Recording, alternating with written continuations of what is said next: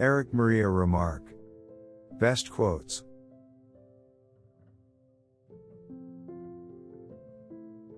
I am young. I am 20 years old. Yet I know nothing of life but despair, death, fear, and fatuous superficiality cast over an abyss of sorrow.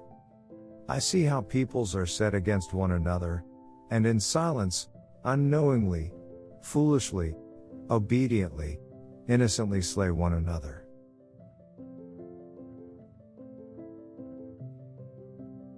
It's only terrible to have nothing to wait for.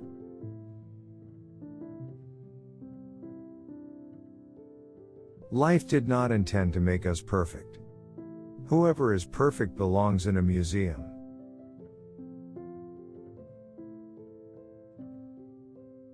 But now, for the first time, I see you're a man like me. I thought of your hand grenades, of your bayonet, of your rifle.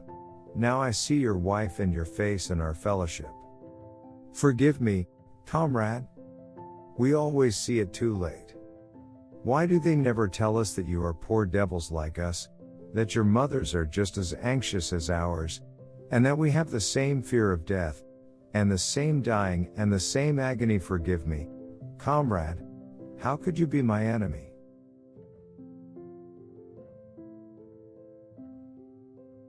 We are not youth any longer. We don't want to take the world by storm. We are fleeing. We fly from ourselves. From our life. We were 18 and had begun to love life and the world. And we had to shoot it to pieces.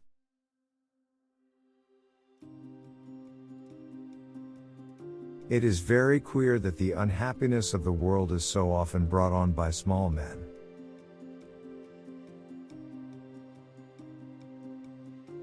We are forlorn like children, and experienced like old men.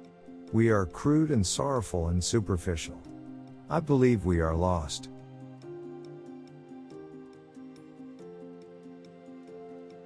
I did not want to think so much about her. I wanted to take her as an unexpected, delightful gift that had come and would go again. Nothing more. I meant not to give room to the thought that it could ever be more. I knew too well that all love has the desire for eternity and that therein lies its eternal torment. Nothing lasts. Nothing.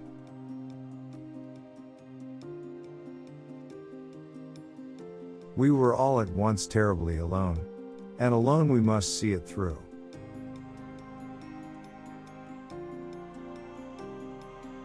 This book is to be neither an accusation nor a confession, and least of all an adventure, for death is not an adventure to those who stand face to face with it.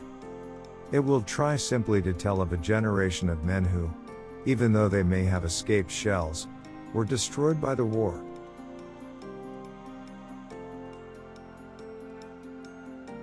Strange how complicated we can make things just to avoid showing what we feel.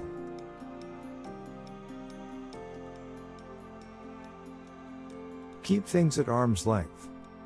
If you let anything come too near, you want to hold on to it. And there is nothing a man can hold on to.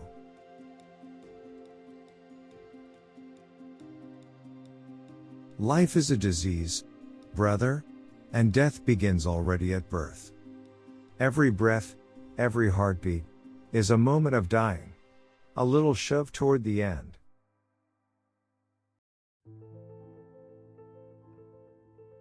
How senseless is everything that could ever be written, done, or thought, when such things are possible.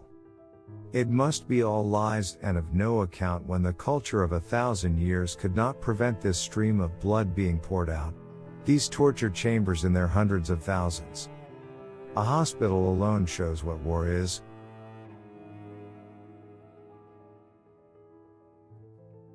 You may turn into an archangel, a fool, or a criminal. No one will see it. But when a button is missing, everyone sees that.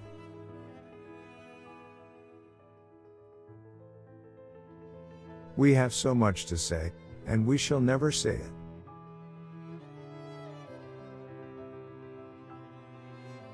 I wandered through the streets thinking of all the things I might have said and might have done had I been other than I was.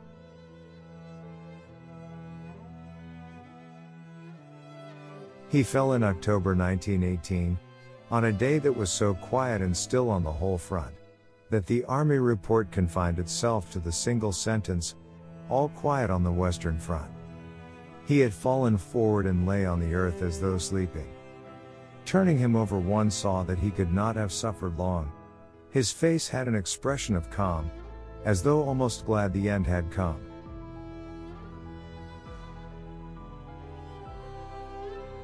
That is the remarkable thing about drinking.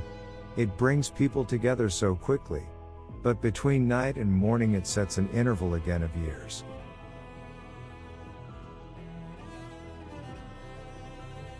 We are little flames poorly sheltered by frail walls against the storm of dissolution and madness, in which we flicker and sometimes almost go out. We creep in upon ourselves and with big eyes stare into the night, and thus we wait for morning.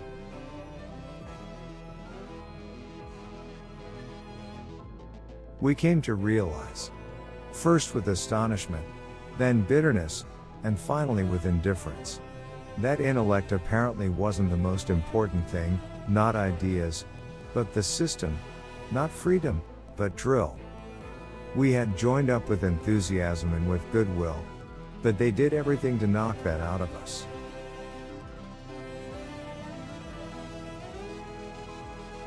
To forget is the secret of eternal youth. One grows old only through memory. There's much too little forgetting.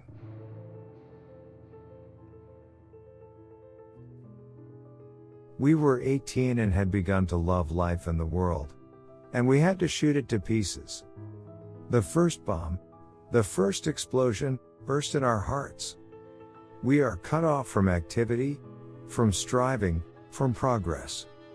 We believe in such things no longer. We believe in the war.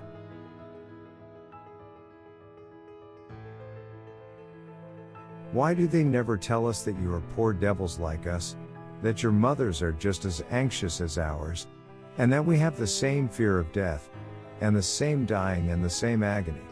Forgive me, comrade, how could you be my enemy?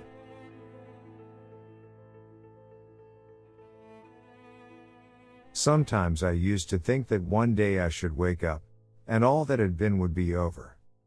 Forgotten, sunk, drowned. Nothing was sure, not even memory.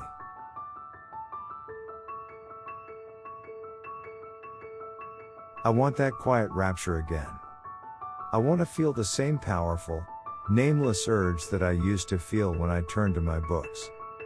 The breath of desire that then arose from the colored backs of the books shall fill me again, melt the heavy, dead lump of lead that lies somewhere in me and waken again the impatience of the future, the quick joy in the world of thought. It shall bring back again the lost eagerness of my youth. I sit and wait.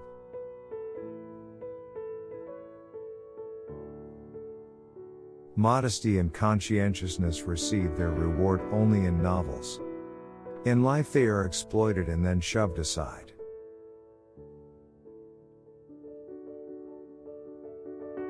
Bombardment, barrage, curtain fire, mines, gas, tanks, machine guns, hand grenades. Words, but they hold the horror of the world.